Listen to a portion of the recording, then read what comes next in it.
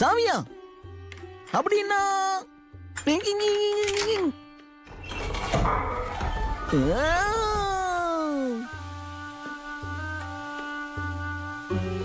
என்னப்பா இது? மூக்கு பேக் பேக்கா?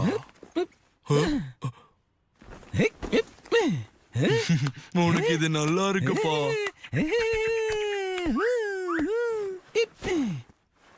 இது எனக்கு வேணும். குடுப்பீங்களா? குடுப்பீங்களா?